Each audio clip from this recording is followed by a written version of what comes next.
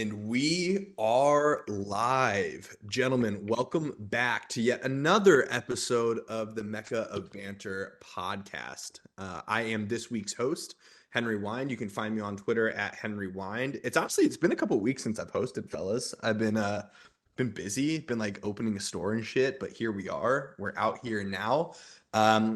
As I say every single week, it's just Say it, Hen. Say it, it's a Hen. great week to be a Manchester United fan, and it feels so good every Monday when I get on here and just proclaim that to the world. Hey, raise your hand if you got 3 points this week. Hey, how we For feeling? those watching on YouTube, thank How you. we feeling, fellas? How we feeling? But it's great to be here. We have a great episode for you. But let's check in with the fellas. Dobes, how you doing, bro? I'm doing fantastic. Hen, you put it perfectly. Great week to be a Manchester United fan. I don't want to get too far ahead of myself when I say this, but Kobe Maino's the best midfielder in the entire world. And we got 3 points this weekend. So extremely happy to be here. Happy to dive in. But, some still want Ten Hag out. But happy to be here. Yeah, we got the best midfielder in the world and the goal of the season in the same game. It's just great to be here, fellas. It's great to be here. Lucas, the other winner of the group, how we feeling today, brother? Oh, it feels so good, man.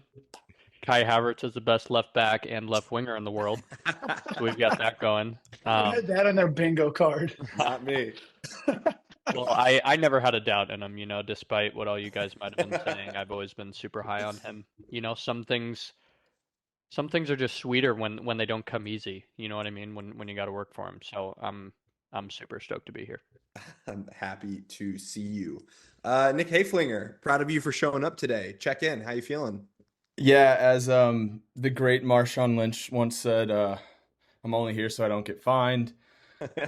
I really did not want to be here for this one, boys, as much as I didn't want to wake up and watch the performance that Chelsea had over the weekend. But here we are, so I'm here to dive in.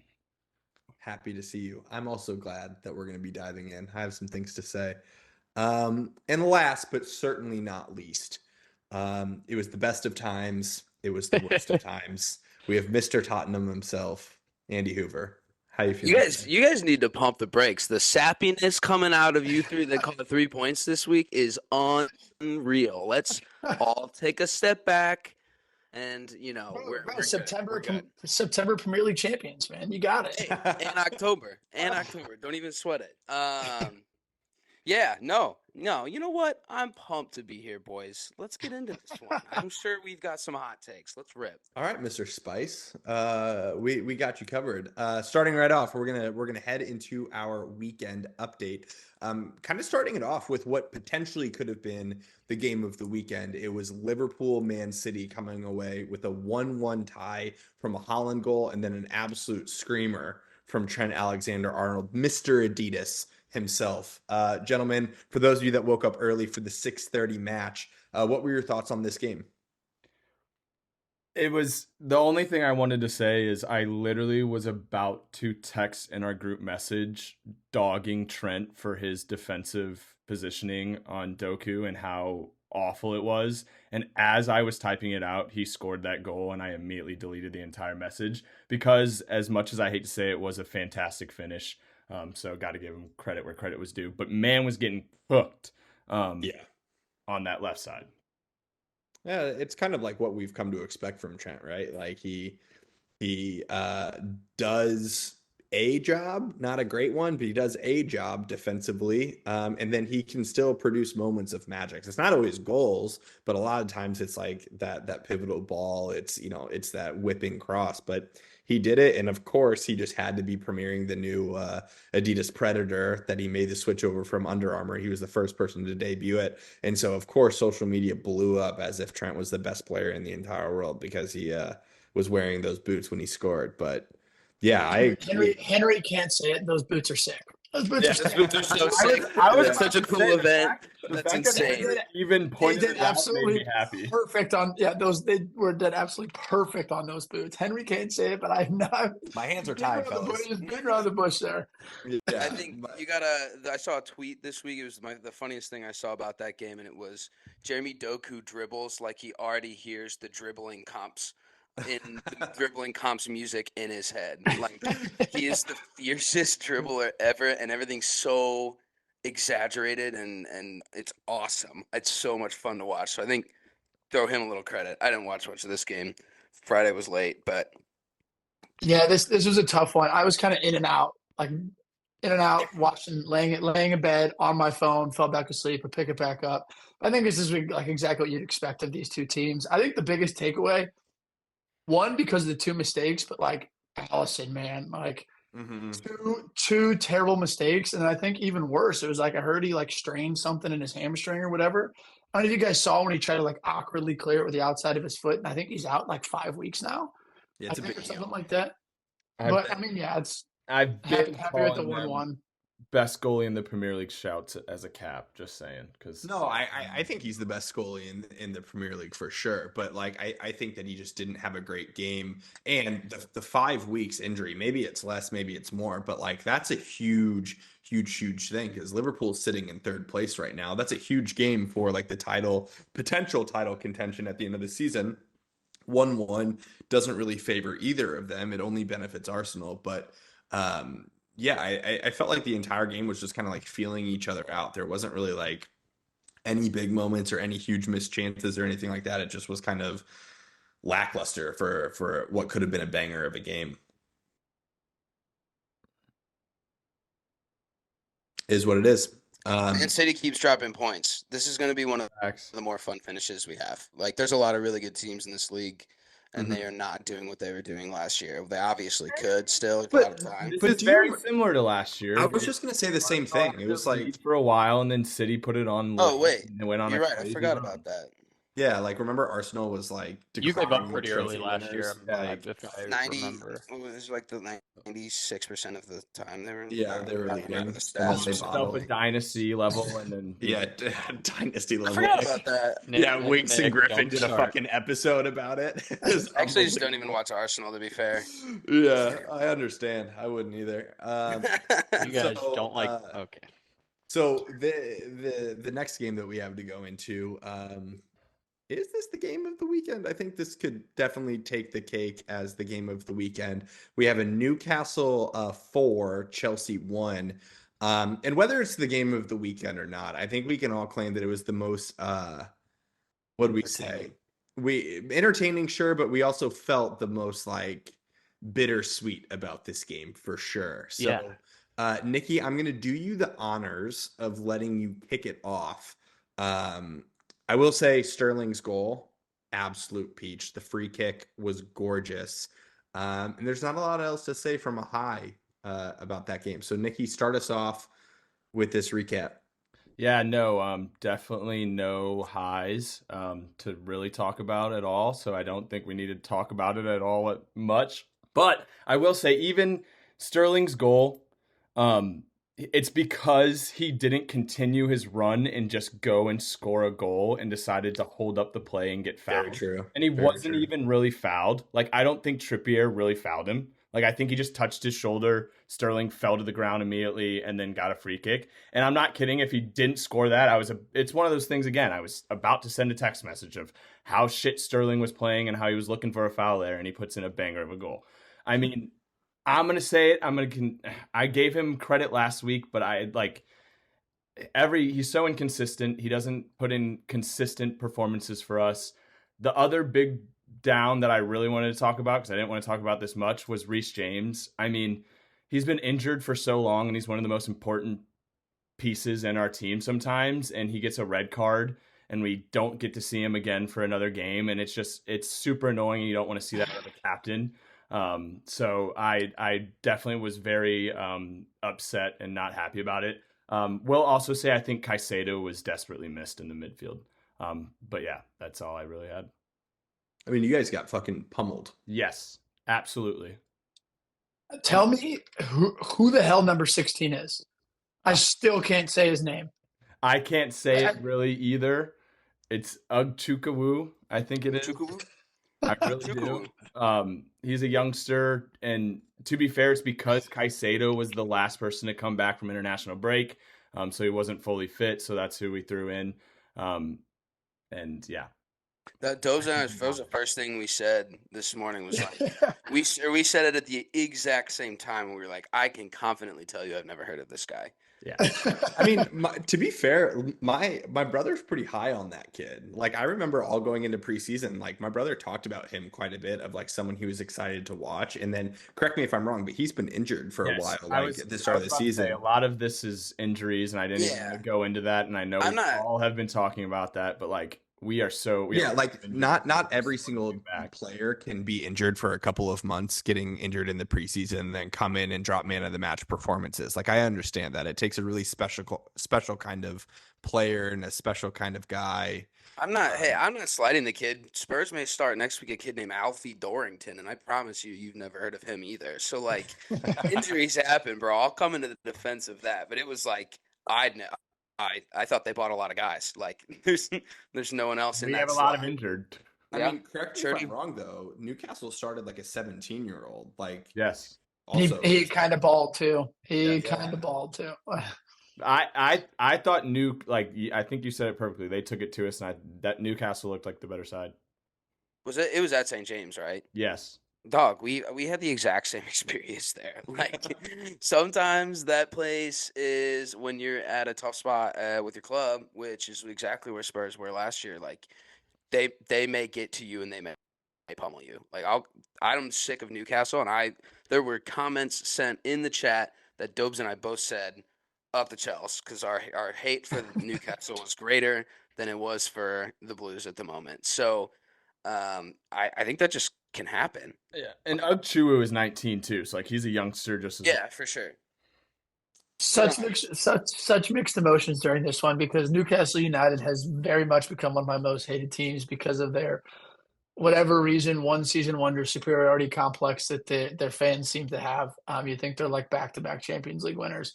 So I wanted them to lose, but it was also so satisfying just seeing them pummel Chelsea. So it was like it was one of those games for the neutral. It was kind of fun to watch. I would have preferred Chelsea to win because I think they're more of a threat in the top 4 race, but at the same time, it's always fun to see Chelsea get battered. Yeah, no one's ever going to complain about that. Threat in a top 4 race. I was happy Brentford lost, dude. You're like, for the life of me, man. Yeah, please. Like, I still don't have to scroll all the way down because Brentford lost, so I'm fucking. I respect that positive that I have right now. 100%. So Nikki, looking ahead, you have Brighton, you have United, Everton, Sheffield, Newcastle again. It's going to be a busy next couple of weeks for you all. We already had a busy couple of weeks. Like, I think it's almost we're lulling out a little bit. Only time will tell, my friend. Only time will tell. Moving over to the other side of London. And when I say the other side, I mean the victorious side of London. Brentford Arsenal. A 1-0 scraping by win by Kai Havertz. Lucas, are you drinking a Red Bull at 6:30 at night? I'm gonna lift so many weights as soon as we're done here. So yes. You're wild, I haven't heard. Huh? Nothing. Buddy. That's awesome. I'm lifted before this. Good for you. Didn't have time. But nonetheless, 1-0, top of the table. As they say, G-Tech Community Stadium is the toughest place to play away. We rose to the occasion yet again. It is good to have Odegaard back in what so far this season has been a seemingly like full strength lineup for us. I think Zinchenko had another really, really good performance. I think that this year, for some reason, he's been much more of a two-way left back than he was last season. I felt like last season he was very offensive focused and didn't make a lot of important plays defensively. But had several good whipped in balls. I think he won like 3 or 4 duels and then had that backdoor clearance in the second half that was great too. So shouts to him. For those of you, I don't know if you guys said you watched it or not. I think most of you said you didn't, but Trossard's goal getting called back was like so weird and unfortunate and marginal. But looking at the angles they looked at, it was the correct call, which isn't something that we're quite used to as of lately. It just sucks that it was like so marginal and like how they drew up the lines, and that It's all sucked. But it's all the same these days, dude. It's it hard to is. even like I know. what do you even say anymore? I know. That's why I just said like it's just unfortunate at Yeah, this for point. sure. But after the ball got like crossed in, we had Martinelli,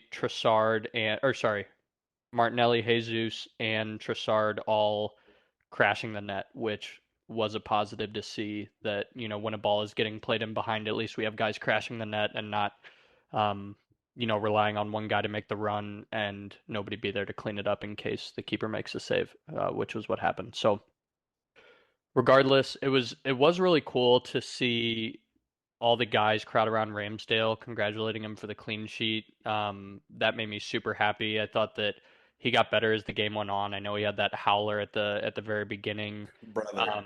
Yeah, that but- one throw too.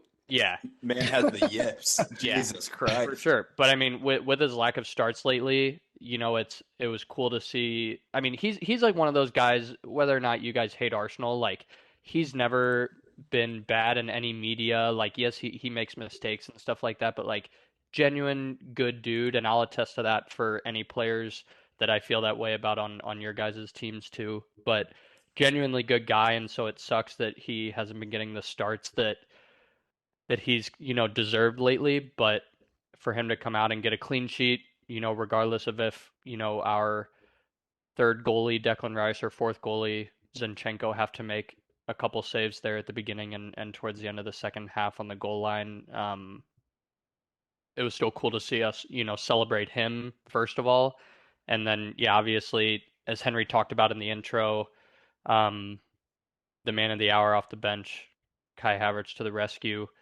I said it at the beginning, One but great goal, baby. One good goal. That's what he got for Chelsea, eh? Yeah. Well, I mean, I think that Arteta said it perfectly, and I said it at the beginning, but when things come easy, we don't value them as much, and we all know how rough of a start Kai's had at Arsenal, so I think that it makes it all the more enjoyable for him to finish in that moment and to be celebrated for it. And I'll leave it at that because this is by no means a streak or anything like that. Assuming he gets minutes next game or next two games, which he should, against Wolves at home and Luton away. I could see him getting a start in at least one of those.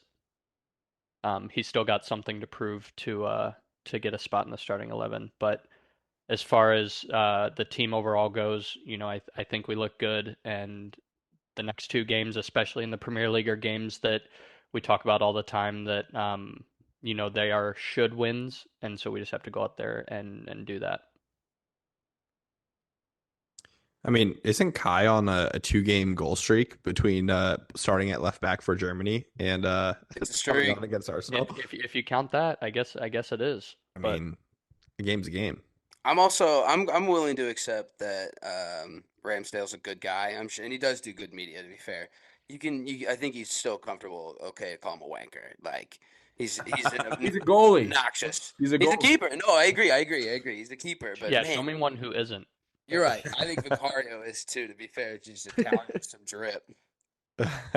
And when I ask this question, this is no banter, but when did Jorginho become vice captain? That's like actually no banter. I didn't know that was. No, you're good. I think one of the first games he captained was one of our Champions League games. I want to say maybe it was against Sevilla or Lens or. I mean, someone's got to wear the band, I saw It was after Odegaard. It was after Odegaard got hurt, and then Saka captained the next one, I think, and then it was Jorginho after that. But I know that Arteta said several times in pressers, either around practices or after games or whatever, that he's, regardless of whether he plays or not, he's one of those guys that's like been there, done that, and so I couldn't give you an exact date, but.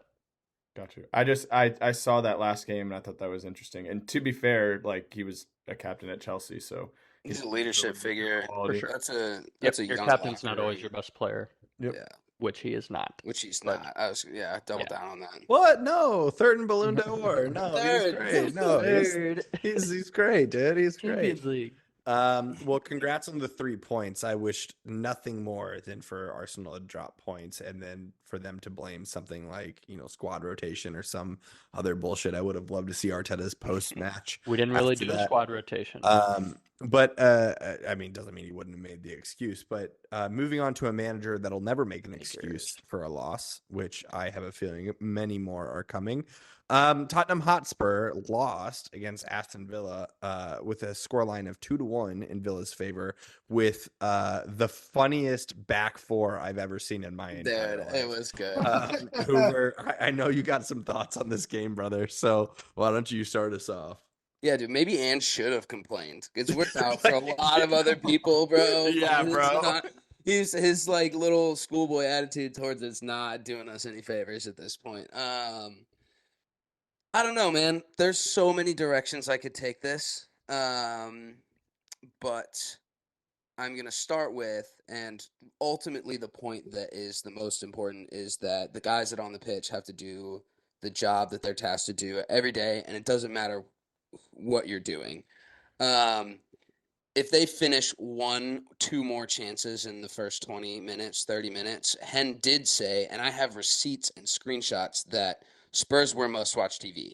It just only lasted 40 minutes. That's kind of the issue. And, I thought Villa were excellent. It's one of those things. We knew exactly what we were going to get. They were going to be structured. They're an Unai Emery. He manages really well, and he gets guys to outperform, some of their qualities. But I think they now have some fucking dogs. Yeah, they do. I was terrified of this game. I made very clear that I was terrified of this game because I knew this was exactly how it could go. Ben Davies and Emerson Royale at center backs. It was funny, and It wasn't horrible at times. No, To be fair. like I was just gonna say, like I think Davies had like 70 solid minutes. The biggest problem overall was who's gonna fucking mark Pau Torres in the box, bro? There wasn't one player on that pitch over 6'1". So that's issue number one. We were so vulnerable in the air. And then it's just sometimes mental lapses in small moments. Like Ollie Watkins literally walked between Emerson Royale and Ben Davies at the end to bag it. And like, no discredit, it was a great play. One touch, two in through the middle, but like 9 times out of 10, I'm thinking somebody else who plays that position is going to be there. They're going to communicate to their center back partner. That's literally the only comment I had was like, unfortunately for you guys, like the fact that your 2 center backs didn't have experience is literally the cost of both of yours. Yeah, which is 100%. just because of the center backs not being in the correct position. Literally, Davies lost Pau Torres on the run into the box, which he's always a threat anyway. That's a really good position for them, and they're going to score a lot of those goals. But they just got lost for brief moments, and if they bag the first couple goals, that one from Kulusevski goes in the 3rd minute, obviously you're talking about a different game. But I don't want to like be all doom and gloom about it. It fucking sucked. Don't get me wrong. Every time I wake up and watch these games and they blow up like that, it's been the last 3. It's just still better than what I've been watching. Like, it's still better. I will take these losses. This is a learning process.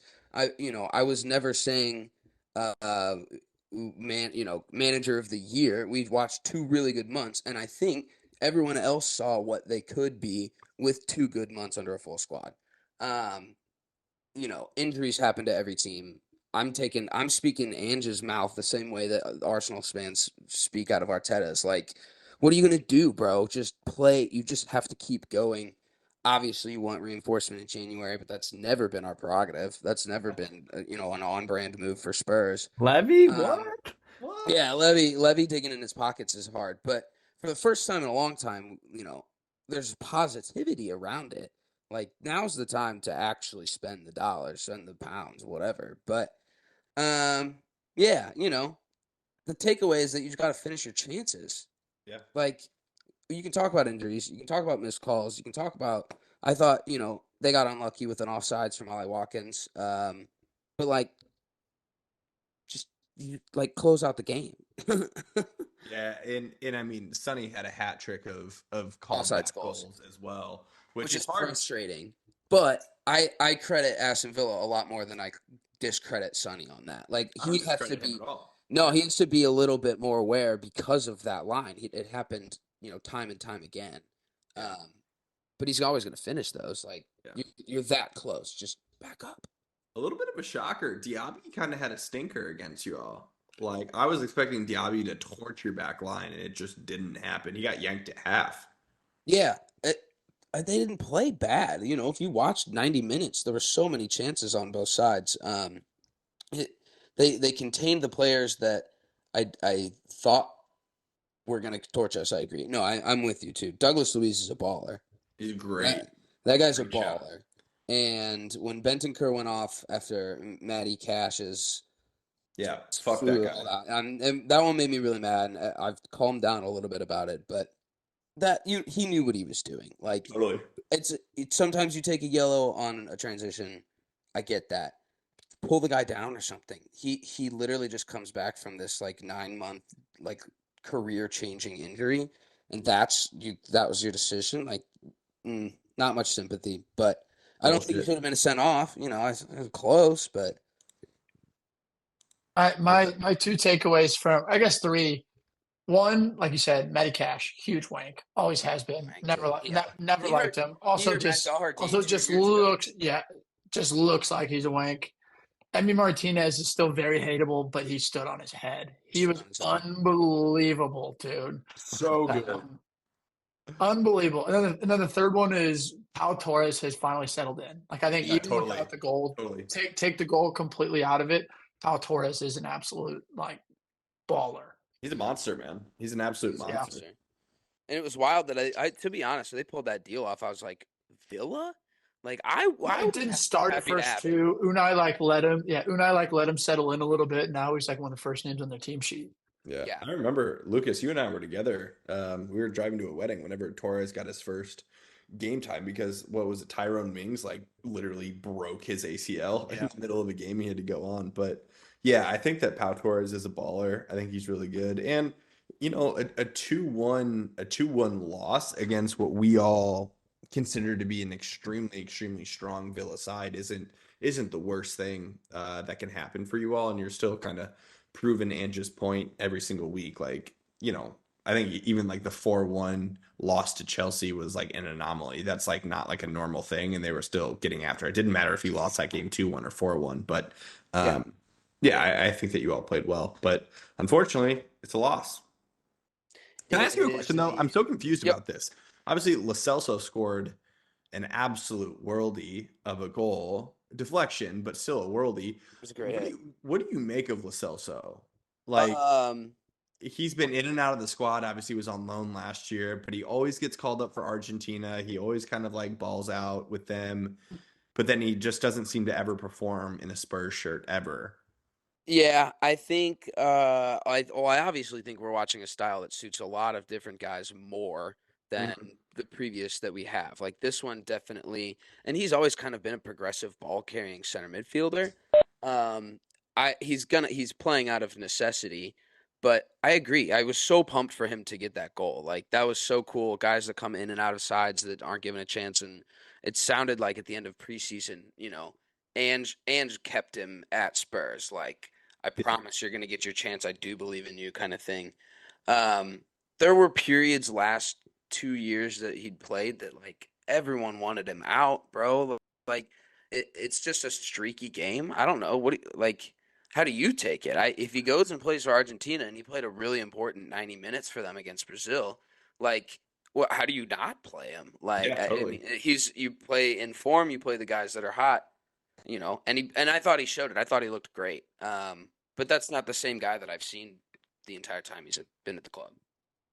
He needs a run of games. Like I think that the He's a- injuries will help him get a run of games, and then we can see if he can do it consistently. Then we know. Yeah. I think he could be a really dangerous piece of the puzzle for you all if he can continue to perform. There's so many strong midfielders if they can stay healthy and in the side. Like where Pepe Matar is still like 21 years old, and he Yeah. was the first choice he was the first choice for a while. He and Basuma with Matters, like there's a really strong sense of competition I think there, and that's what it turns out. That's good when you add some competition to the squad. It's good for the It boys. boosts everybody. Oh, that's wild. Yeah, it's like now all of a sudden I don't just get to start just because I always have. Yeah. Oh, yeah. We're riddled with those players. Yeah. Well, rounding out our weekend update with the game I'm excited to talk about here. We have a United thrashing over Everton 3-0. Dobes, start us off, brother. There are so many good takeaways from this game. I don't even know where to start. I think first off to say beforehand, if I would have expected a 3-0 like win away at Everton with the protests and the Premier League, the whole bullshit going on, I would have said you're crazy.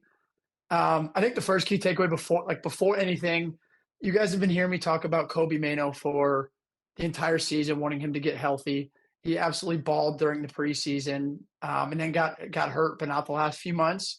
And the fact that I think it came out like rumors on Friday that this kid was going to start away at Everton. And by the way, Everton is like 4-1-1 or whatever it is coming in their last 6 games. So like an informed team with a crowd that like is insane. To give this 19-year-old kid like a start to play as a lone number 6 was like one nerve-wracking for him, but 3 touches into the game, I like literally stood up. And it seems like the simplest thing in the world. It literally seems like the simplest thing in the world, but there's a little triangle. It was like back and forth to him, and he played a cheeky little side of the foot pass. Instantly after that, I was like, oh my goodness, this kid's up for it. And like, I can't describe the hype that I've had around him, and to see him step on that stage and sort of be that young number 6 in a pivot to control the game for me is like something we've been waiting for a long time. So I do think he has a bright future. We do have to ease him in. Next, we have to talk about it. Probably the goal of the season, one of the best, instantly Premier League all-time finish. From the Lindelof 70-yard ping on a dime to the Dalot overlap run, slips him in, cross, bang. It's like I have the Rooney one. You guys can see it back here. I have the play diagram of the Rooney bike. It's like the same exact thing will happen with that goal. It'll live in like United history forever. I don't care if he wears his Ronaldo G-string. I don't care what he has to do. I don't care if he hits the C in the corner. Like when you can do things like that, like you show that you're a special player. But other than that, it was one of those, like overall as a game, solid performance, improved, not perfect again. I didn't think Lindelof was great. I'm still not impressed with Rashford. Like happy that, Bruno gave him his courtesy PK or whatever you want to call it, just to let him finally score a goal in the last time, I think it's like 2 months. But I'm still not necessarily happy with Rashford's form. But, 3 points is 3 points. 5 wins out of 6, most informed team in the Prem. Onana leading the league in shutouts now. So like things are starting to click a little bit. Also, shout out Luke Shaw coming back. So there's momentum. Like we have a massive stretch of games coming up here. We got Galatasaray and then Newcastle, but the performances are improving. At first it was just 3 points and then no performance. Now we're starting to get a little bit of some of the passing sequences and the passing patterns. Finally, we're clicking a little bit. And all 3 of our forwards scored. So that has literally not happened ever this year. All 3 of our forwards scored. So happy with the 3 points around the Champions League. Dude, I was going to describe that game as, in 3 words, about damn time. Because we, like, I know. I was so hoping that it would be like a 1-0 Everton win at home this week. And I would have gotten to tell you that, Havertz has more goals collectively than your front 3 and their substitutes. So your front 6. But then naturally all 3 of them had to score this week. So yeah, congrats on that. That's gotta be a good feeling, but I was sad to see it. But Everton were also good too. Like I can't sit there and say that Everton weren't in the game. Yeah. Like when the pen, shout out Ashley Young, United through and through, just with the stupidest tackle in the box that I've ever seen, allowed us to go up 2-0 because Onana had to make some massive saves in that game as well to keep us in it. So we did win 3-0, but it was like Everton's a good side. So I'm pumped with 3 points away there. you don't get that worldy goal. They grind down the first 60 minutes of every game. Like that's Totally. the Sean Dyche game plan. And if that fucking For worldy 3 minutes in, yeah, it was 100%. perfect start. Absolute perfect start. Yeah, I love it. I was hyped. Dobes, what is it about Kobe Manu that's like so exciting to you? Obviously, like we've talked about it, but I'm like, you said that within 3 touches you were already stoked. So like, what was it that you saw as a center midfielder yourself? Like, what did you see To that me, was so it's exciting?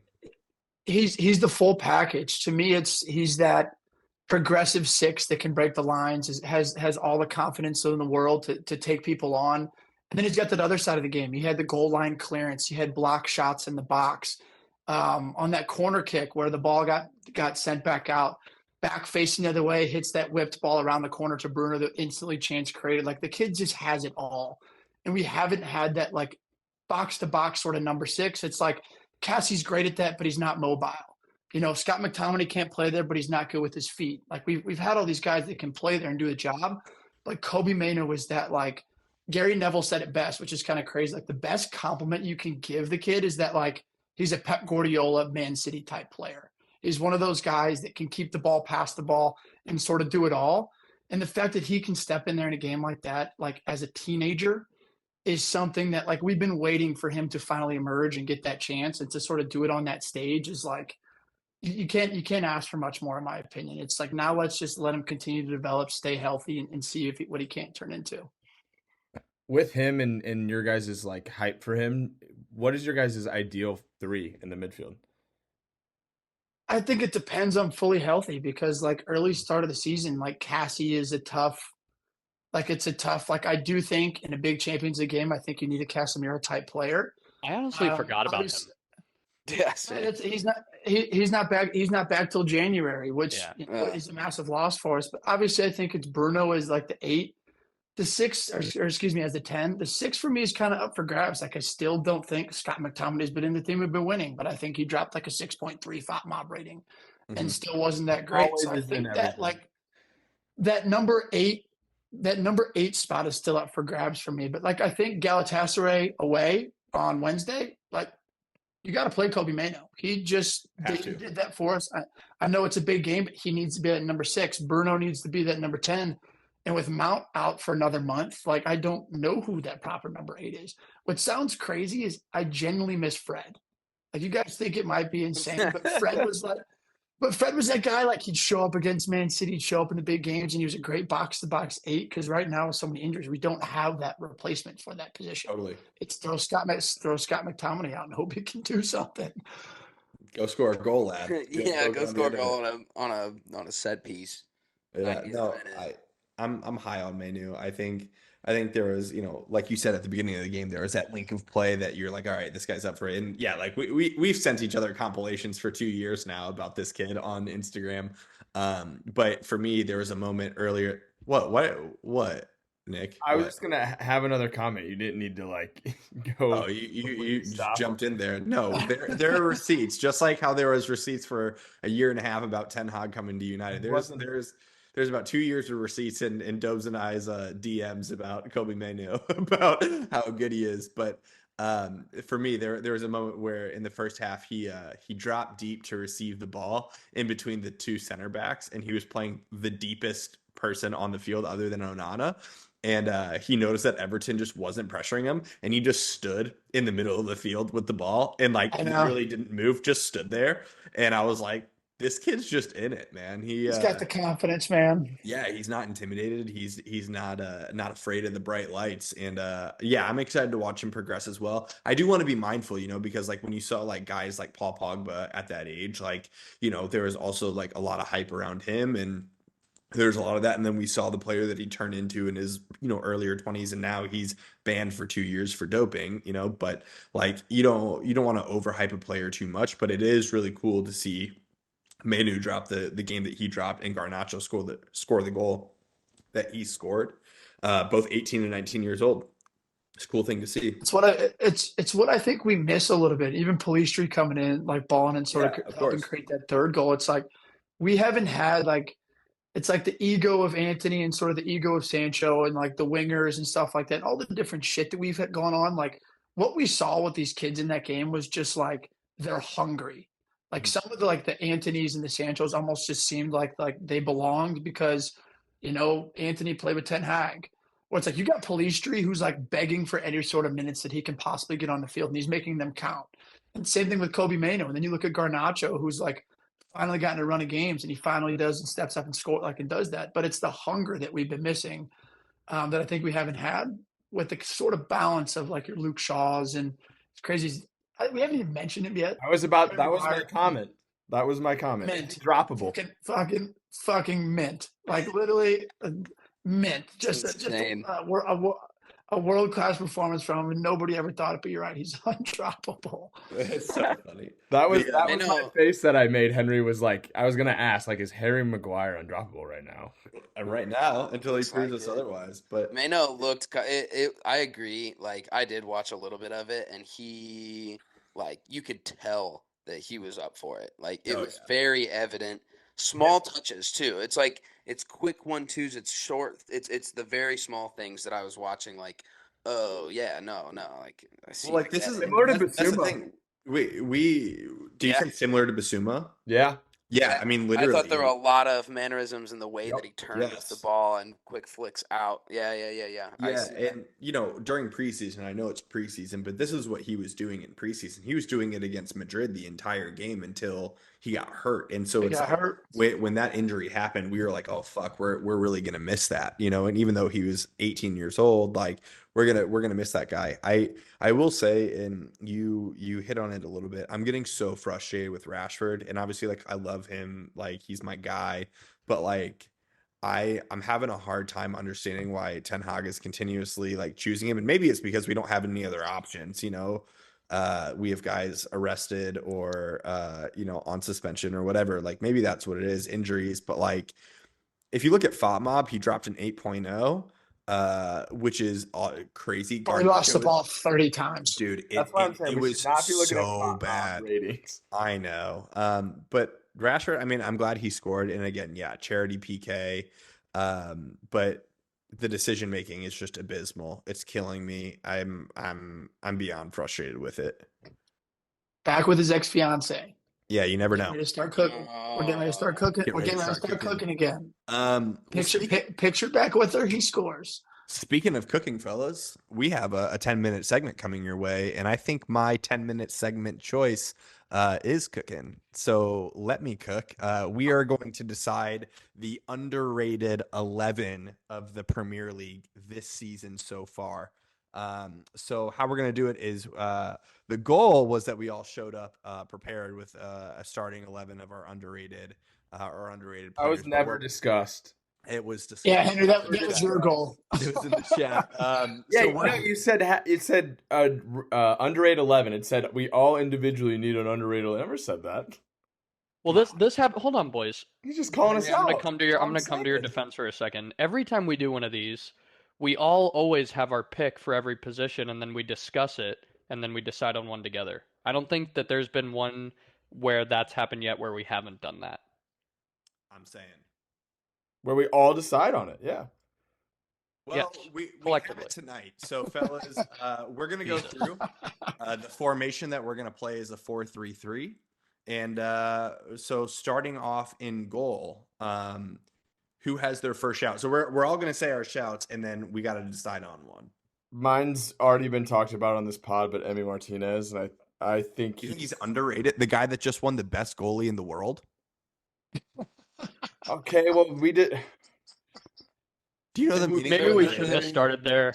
Yes, but we also talked about not being talked on our pod is underrated for us. Like, we don't talk about him enough. He needs to be talked about more. I think he's quality. I think he put in another performance. I think he's better than Allison, in my opinion. I mean, that is a shout. I don't know if it fits that could be our 10-minute segment right there. you said, here we go. Let's buckle in. But throw out other ideas then. We can vote me out. My shout is Sam Johnston. Yep.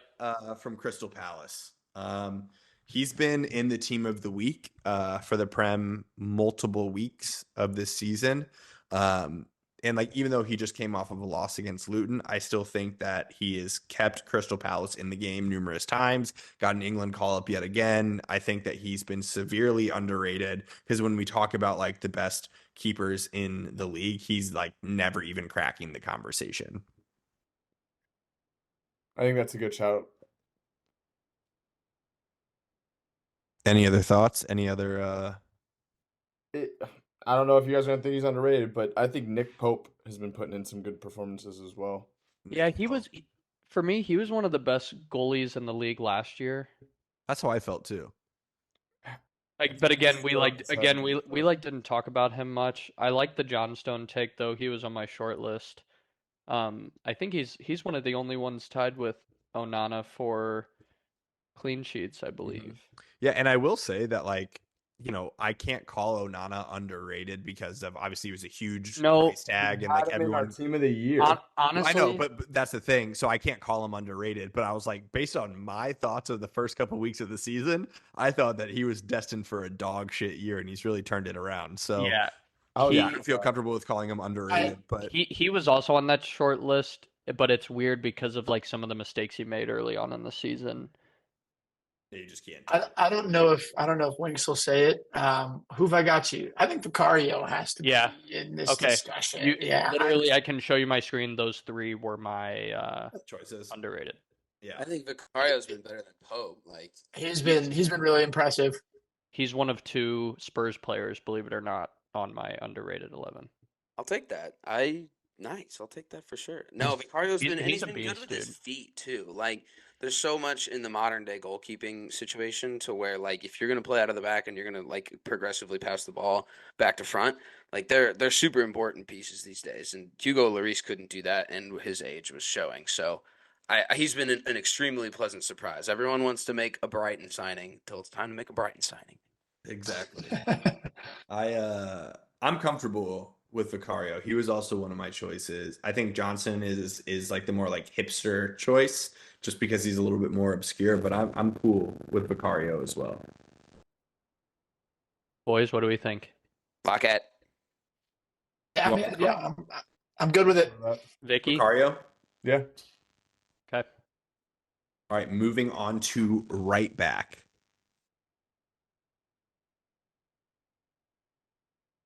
I hate him, but Matty Cash. Dude. Stop it, dude. Mine's Lamptey. And I'll leave it at that. I have Lamptey on my list too. I like Tyreek Lamptey. I like Lamptey. We just go off of who we like more as people. Matty Cash had to switch his allegiance to Poland to get international shouts. So that is true. That is true. So I have Lamptey on my short list. I have Malagusto on my short list. I think that he's a baller. He's young. He still has a mistake in him, but I think he's a baller. And then you all might not like this. I have Wan-Bissaka on my underrated list. I think that he is an absolute demon of a defender. No, anytime we talk about defensive defensemen, he's properly rated to me. He's just a baller, in my opinion. I like Lamptey. I'm good with Lamptey too. I'm not gonna. I like your Gusto shout, and honestly, that was like one of the only Chelsea people I was thinking of. Yeah, I'm trying to decide if I have any other Chelsea. Yeah, I think that was my only Chelsea shout. Okay, now moving on to the 2 Who did we pick center on back. that one? Lamptey. Okay. Lamptey. Okay. The 2 center back spots. I have one that I feel like is a lock. Nathan Ake. Yep. I know that he's just part of the treble winning side. I get that. I was about to say that I thought you guys would ream me for it not No. To be fair, I think even though they're City center backs, I even think like a Kanji could sort of be on this list. Yeah, I think so too. I don't think that's a bad shout. There's so many on that team that are so good. Yeah. But they both have just been quietly like starting consistently and very good. Yes. Ugh. Yeah, and then I think Ake as well with like he's able to play left back, he's able to play right back, he's able to score goals. Like I just think that you can really stick him anywhere in the back four, and you could even play him at CDM, and I think that he would do a job. I think that he's sick. This is the only time I'll throw in another Chelsea player, and it's for Colwill, because I think Levi Colwill. Yeah, I think he's a baller, but I don't know. I It's think just that, I feel like our sample size is too small. Because I don't think he's a bad player too, because we just haven't seen enough like I agree with that. strong performances and I don't know. I think with Levi Colwill, I think last year, I think he was so good at Brighton that like Brighton tried to re-sign him for a lot of money, and then Chelsea was like, no, you can pay us 80 million, and Brighton were like, fuck you. And then like he started off really well this season. Like maybe Chelsea wasn't winning games, but he was playing well. He was balling. I don't know if I see it as underrated.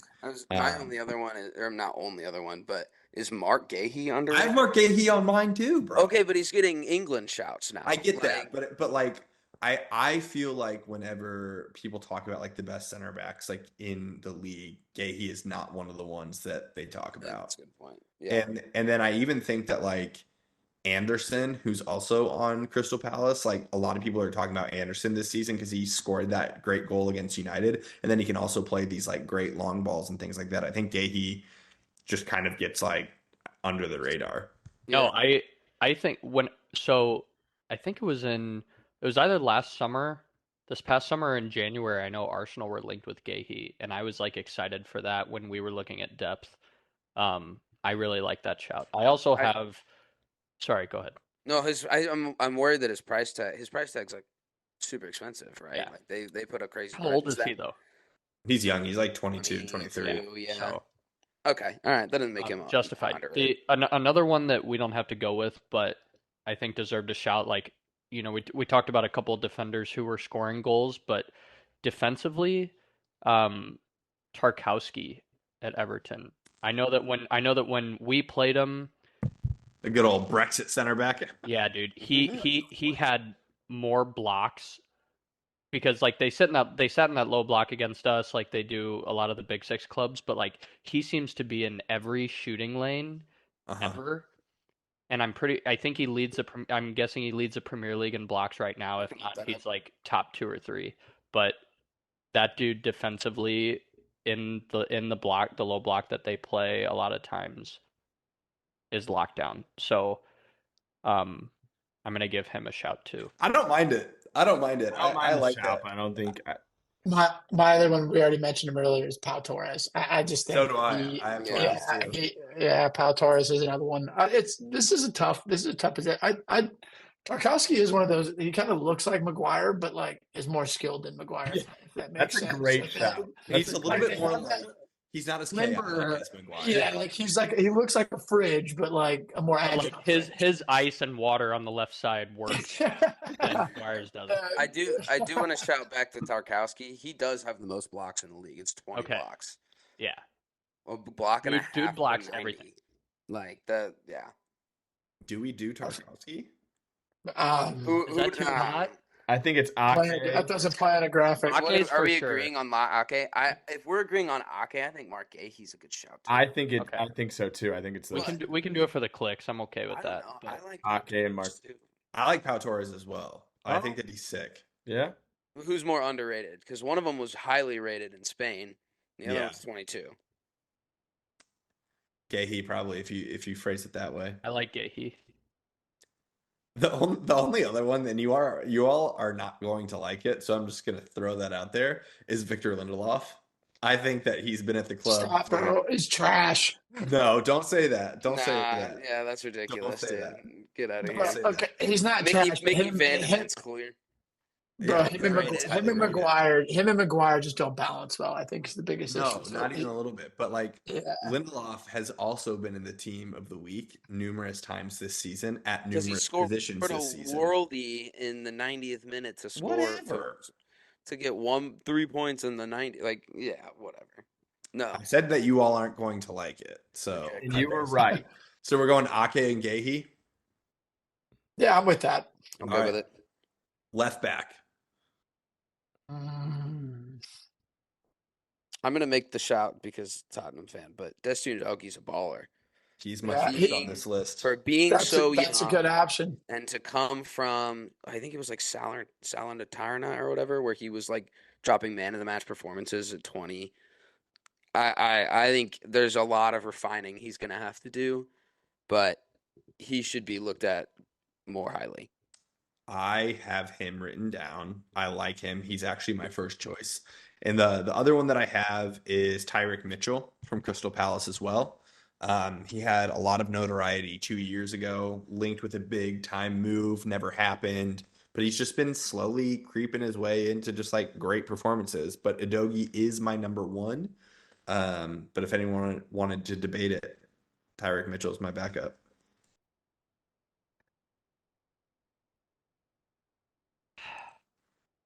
Debate it, Winks. Yeah, I'm a little bit disappointed in the lack of banter in this. Dude, the hardest so one is unanimous. the Left back hardest was is a hard the back one. line. The back line is the Can you- hardest. Dan Burn? Yeah. Is you left back? Yeah. Yeah, but he plays left back. Yeah, he does. He's huge. I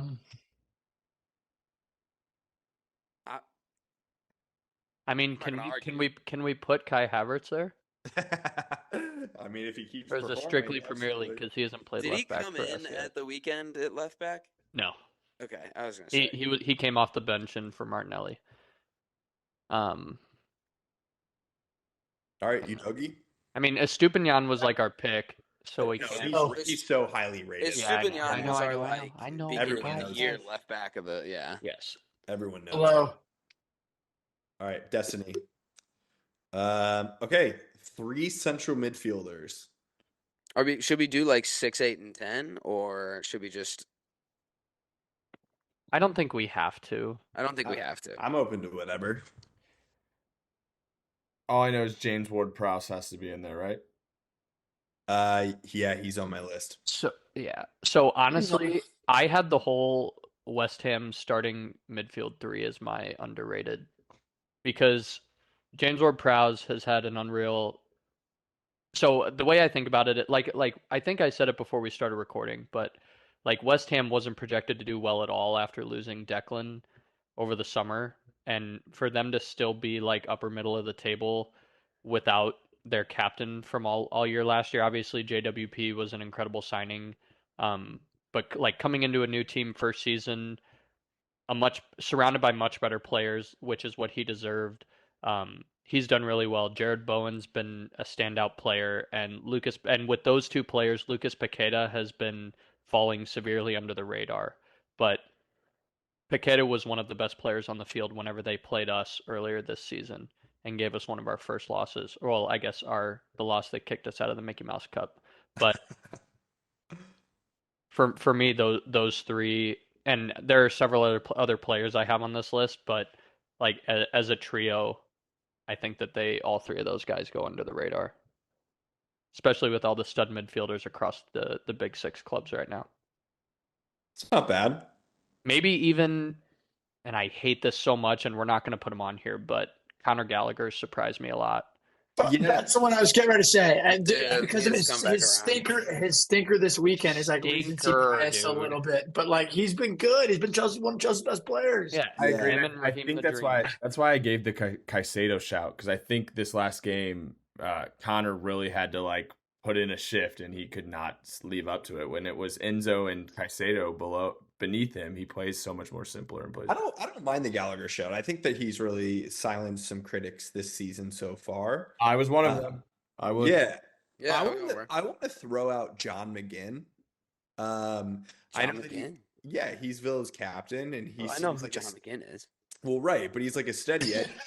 But like he can play anywhere in the midfield line. He started numerous games at right mid, left mid, center mid.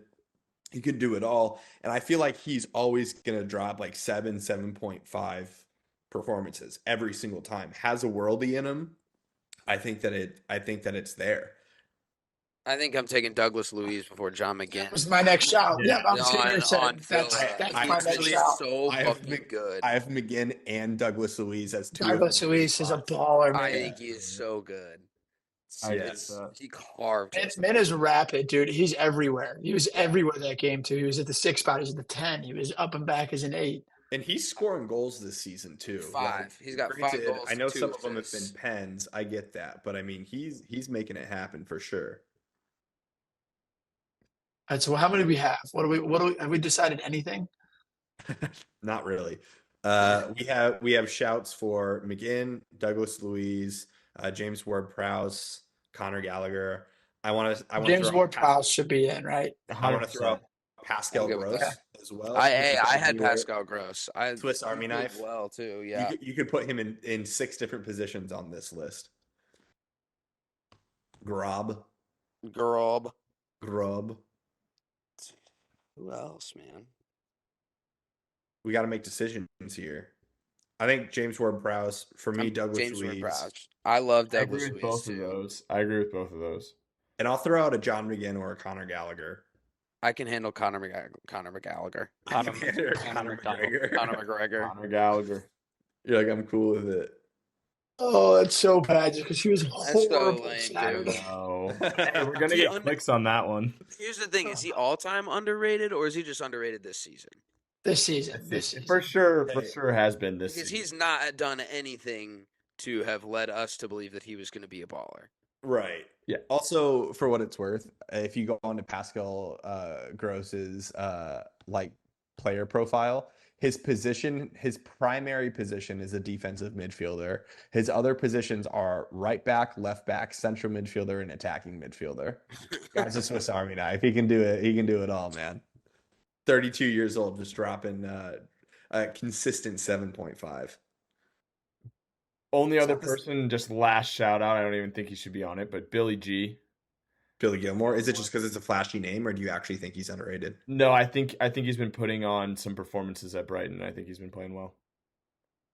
Okay, he's not going to make my list. Also, Steffi, if you go onto his FOTMob rating for the season, he's 6.66. Henry, So- why are you? We just discussed how shit Fatma was, and then you just There might be immediately some- go back to it. It's just it's Some hilarious. to me. devilish things happening with him. Hilarious. 6.66. That's crazy. Hilarious to me. Okay, so what are you doing? James Ward-Prowse.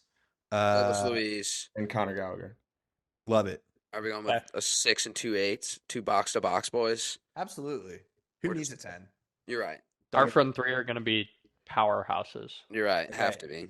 Okay, We don't so need a cam. we're doing a left wing, a striker, and a right wing. Cool. Are we starting? Let's start off with the left wing.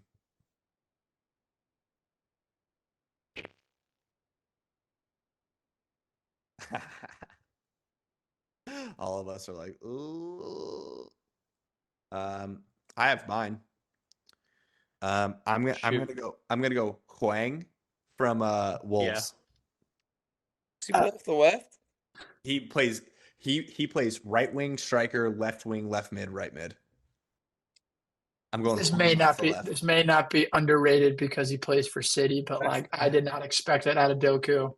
I was- just disgusting. He's the Yeah. because of where he came from too. It's not like he was at some crazy. Yeah, big I club wasn't. doing I that. wasn't I was expecting him and Grealish to like rotate a little I bit. Like agree. Doku has been the first option at left wing for like I weeks agree. now. Yeah, on that one. I do remember watching Doku like come on for his debut for Belgium and being like, "Who the fuck is this guy?" Dude, Like, he's this is- a FIFA manager career wonder kid. Yes, we were signing he him is. back in 2018. yeah, we were. He was supposed to Darn be right like we this. were. Yeah. Okay, Doku, I can deal with that. I can deal with the Doku shout. He was the only one I agree, Dobes. I just didn't know if he was underrated or not because, like you said, he plays for City. To me, I don't know. To me, it's like truthfully, I knew a little bit about him, but I just didn't expect it instant impact. I guess I should say. Do we think though that he might be properly rated? Because like, didn't he sign for Yeah. like 60 million or something? That's the thing for sure. He's Which also a isn't kid. yeah, it's not his that fault. much. But he's 21 years old. He definitely has a lot of life to live ahead of him, but he did make an instant impact. Some guys on that City team did not. Grealish was benched for an entire season before he started making an impact. Hmm. Maybe we go Well, I through the like front the three as a playoffs. whole, and then we Yeah, can come let's- back to the yeah. left wing. Okay. All right, striker. Ollie Watkins. Ollie Watkins. Ooh. I have Trossard. He See, was definitely he's- on my list too. He's Trossard. tough, and I would put him in there as left wing, because I think he's played that position more when. But I think he's an underrated striker. I What think so about- too, bro. What about Dominic Solanke? Is that wild? Is that ridiculous of me to throw out? It's not a ridiculous shout. No, He's No. not. I don't think he's the most underrated, but I think he's better than Bournemouth. What about Isak? That was going to be my do, next do one. not say he's underrated. No, I think Absolutely he's not. I rated him I super think highly. he's disgusting. Yeah, outside of Gross. Holland, whenever we were doing our team of the seasons, he was going to be. I think Up I had there. him up there too. Yeah. And also, he legitimately was like, I think a $65 million signing. Like he was big bucks. Like from the moment he came in, we knew that he was going to be that guy. I would love to have him Same. in Same. my club. Man, I like the Trossard shot though, but I'm sure you do. I thought he was a player at Brighton too. Like not Yeah. saying that he's not underrated. but like when he came We've seen here, this. when he came here, he was older though, and so It I makes surely sense. wasn't I was expecting him to have an impact, but not like he has, especially coming off the bench as much. How do you say the dude's name for Brentford? Embuemo Mbeumo. or whatever. Mbeumo. He's my right wing shout. Dude, Isn't he? we're gonna have an argument about right wing. I think. Yeah. That's the one that wing I've I have got. in Buemo. Because he was on there for me. Okay, what do we? I have like for- the Ollie Watkins shout. I like Ollie Watkins. I like Hwang. Ali, Huang, and Trossard we have at striker. Okay, I'm staying Ollie Watkins. Pedro Neto. Is Ollie Watkins playing for England too? I think he got minutes. He's been called up. Mm. I don't know if he's played though. Actually, I think he did the I mean- last cycle. I think he scored. He's playing one of the only positions that's pretty much irreplaceable on that team. Yeah, So totally. all right, yeah, let's do that. I had where the fuck? Yeah, I had Pedro Neto Yep. off the Yep. right.